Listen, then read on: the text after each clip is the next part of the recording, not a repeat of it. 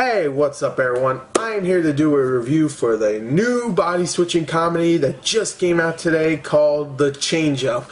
Of course, you probably know what that movie is because every single movie, at least that I've seen, always has that freaking trailer attached to it, and it's been pissing me off for a little while, so I am here to talk about the film. Hopefully the film will be better than that annoying trailer.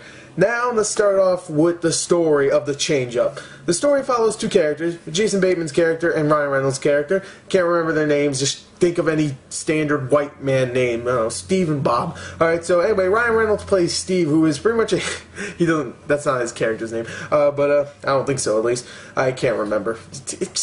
Who cares? Anyway, Ryan Reynolds' character is pretty much Ryan Reynolds. He's a guy that just does nothing with his life. His whole apartment is wrecked. It looks like shit. He of course has sex all the time. At least that's what he says. And he's just a loser. And Jason Bateman's character, on the other hand, is a successful lawyer. He's doing good with his job. He has a bunch of kids. He has a loving wife. And he's living it up. The thing is, both of them wish they had each other's lives because they're both friends. One day they're just hanging out. They find a fountain because they're drunk. They piss in it, and guess what? They have each other's lives, and hilarity ensues, or at least it's supposed to. I actually like the story, even though it's like, body switching movies have been around since the 80s, really, and we don't see that many of those, really. I don't even remember the last one. I think it might have came out in, like, what, 2005, 2006, whatever that was. I'm just guessing. So, it was a cool concept to bring back, and also it was cool to see Ryan Reynolds play someone that isn't Ryan Reynolds. He has to play Jason Bateman's character, and vice versa with Jason Bateman. So, I like the story for that reason. I'm going to give the story a 7 out of 10. Now let's talk about the acting. There's not that many actors in this film. Okay, let me just go through who's in it. Of course, you have Jason Bateman, you have Ryan Reynolds, you have Olivia Wilde, of course. Love Olivia Wilde. You have Leslie Mann. Love her too. Alan Arkin. That's about it. So that's really your cast right there. 5 people. And I gotta say, everybody did a great job. Of course, Jason Bateman and Ryan Reynolds, they have to actually seem like friends, and they definitely did what they were supposed to do. They seemed like friends, even though one was a little bit of a douchebag and the other one's a kind of a nice guy. But they still seemed like they were friends, and it worked. I actually liked that. They both did great. They both were having fun.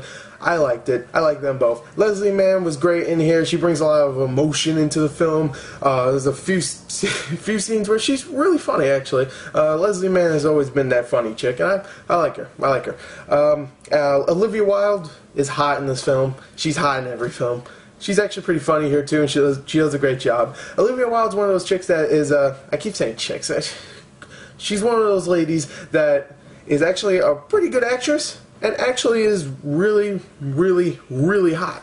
Unlike, I don't know, Megan Fox, who is a actress and really hot. She's really good. I really like Olivia Wilde.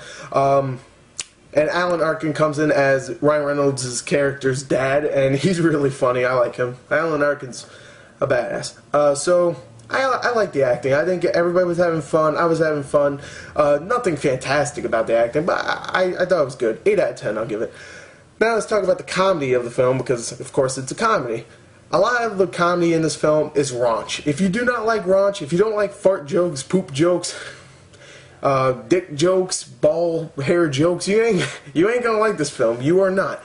Me, I went into it expecting everything, just balls out. Freaking the Green Band trailer has, in the first 10 seconds, Jason Bateman getting shat on by a baby. Okay, I saw that about 15 times. And if you were expecting jokes like that, you might have a good time. I thought the movie itself was kind of funny. I thought it was funny. Some of the jokes, well, not some, a lot of the jokes missed completely, but luckily you had those actors there to bring it all back or something, or not fail completely, just kind of fail a little bit, so it's not that embarrassing. I thought the comedy worked most of the time, just not all the time. Okay, so I'm going to give the comedy I'm going to give it just a 7 out of 10. Let's talk about the entertainment now. I was actually having a lot of fun with this movie. There was a lot of stuff I loved in this film. Definitely when a bunch of the females got nude in the film. I loved that. That was very fun. Even though I heard most of it's fake anyway. It's all CG'd up, which is bullshit. But Fuck, man, you're an actress. Show something. Anyway, especially you, Olivia Wilde. You got naked before. I hate you. I love you. But, I thought the movie was still entertaining when it wasn't funny. I love that about comedies. They could get you entertained even when it's not being funny. There is a few parts here and there that just kind of fail. Not, like I said before, not completely fail, but fail enough for me to go, okay, now I'm not having that much of a good time. But most of the time, I was having fun. And it's not very long either. It's like about 100 minutes, I would say, an hour and 40 minutes. So, yeah, not very long either. It doesn't overstay its welcome. I thought it was a very fun film. I'm going to give the entertainment a 7.5 and an overall score of, I gave a 7 to story, 8 for acting, 7 for comedy, and 7.5 for entertainment. That comes to a 29.5. I thought the film was definitely funny. Definitely not the funniest film of this year or the summer. Horrible Bosses still got it beat, but not as bad as all the critics are saying. So anyway, there you go. There's my review, 29.5 out of a 40. Goodbye.